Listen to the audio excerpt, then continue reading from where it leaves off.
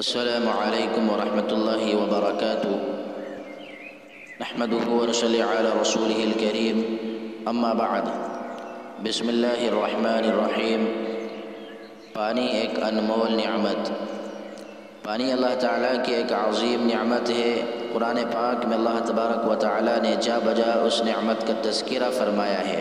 ایک جگہ ارشاد خداوندی ہے، وَهُوَ الَّذِي أَرْسَلَ الرِّيَاحَ بُشْرًا بَيْنَ يَدَيْ رَحْمَتِهِ وَأَنزَلْنَا مِنَ السَّمَاءِ مَاءً طَهُورًا لِنُحْيِيَ بِهِ بَلْدَةً مَيْتًا وَنُسْقِيَهُ مِمَّا خَلَقْنَا أَنْعَامًا وَأَنَاسِيَّ كَثِيرًا۔ الفرقان۔ اور وہی ہے کہ اپنی باران رحمت سے پہلے ہواؤں کو بھیجتا ہے کہ وہ بشارت لے کر آتی ہیں، اور ہم آسمان سے پانی برساتے ہیں جو پاک صاف کرنے کی چیز ہے، تاکہ اس کے ذریعے سے مردہ زمین میں جان ڈال دیں اور اپنی مخلوقات میں سے بہت سے چوپایوں اور بہت سے آدمیوں کو سیراب کر دیں۔ ایک دوسری آیت میں ارشاد ہے، وَيُنَزِّلُ عَلَيْكُم مِّنَ السَّمَاءِ مَاءً لِيُطَهِّرَكُم بِهِ الانفال۔ اور تم پر آسمان سے پانی برسا رہا تھا تاکہ اس پانی کے ذریعے سے تم کو حدث اصغر و اکبر سے پاک کر دے۔ یہ پانی جہاں پیاس مٹانے کا کام کرتا ہے، وہیں ظاہری اور حکمی نجاست دور کرنے کا بھی سب سے بڑا ذریعہ ہے۔ اس لیے اس نعمت کی قدردانی اور شکر گزاری لازم ہے۔ پانی اپنی ذات کے اعتبار سے پاک ہے۔ اللہ تبارک و تعالیٰ نے آب رسانی کا جو نظام بنایا ہے، اس کے اعتبار سے پانی کو اصالتاً طہوریت کی صفت حاصل ہے، اسی لیے آیت بالا میں اسے طہور قرار دیا گیا۔ اب اگر پانی میں نجاست کا حکم لگے گا تو کسی عارض کی وجہ سے لگے گا، ورنہ اصالتاً پانی پاک ہے۔ اسی لیے روایات میں وارد ہے کہ مدینہ منورہ میں ایک کنواں تھا، جیسے بئر بصاعہ کے نام سے جانا جاتا تھا، کہ نشیب جانب واقع تھا، جس کی وجہ سے جب بارشیں ہوتی تھی تو شہر کا پانی اس پر سے ہو کر گزرتا تھا، جس میں ہر طرح کی گندگیاں شامل ہوتی تھی۔ تاہم چونکہ یہ کنواں بڑے صوت والا تھا، اس لیے جب اس سے باغات کی سینچائی شروع ہوتی تو اس کا سارا پانی نکل جاتا تھا اور اس کی نجاستیں باقی نہیں رہتی تھی۔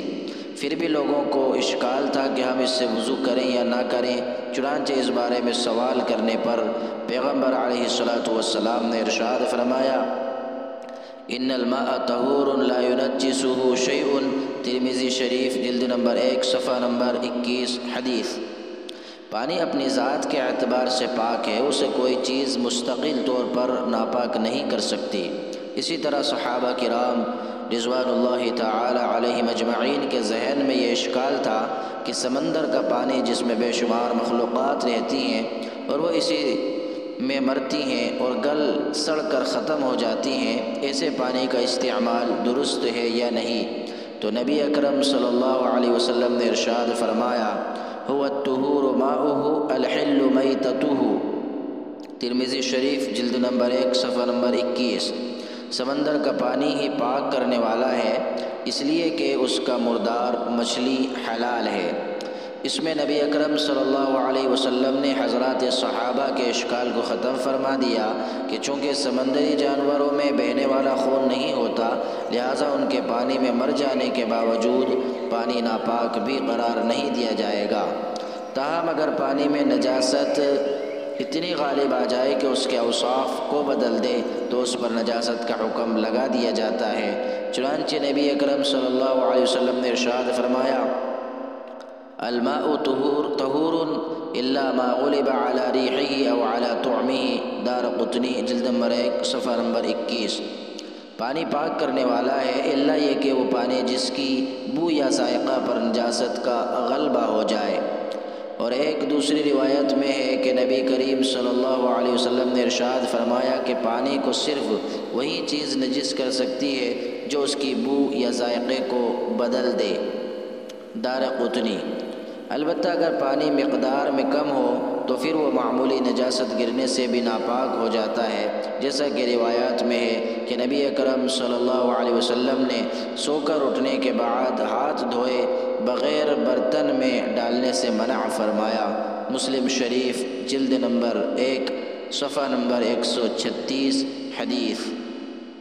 نیز ٹھہرے ہوئے پانی میں پیشاب وغیرہ کرنے کی ممانعت فرمائی۔ اس سے حضرات فقہا نے مائع قلیل کی نجاست کا حکم مستنبط فرمایا ہے۔ اللہ تبارک و تعالی ہم سب کو عمل کی توفیق عطا فرمائے، آمین۔ السلام علیکم ورحمۃ اللہ وبرکاتہ۔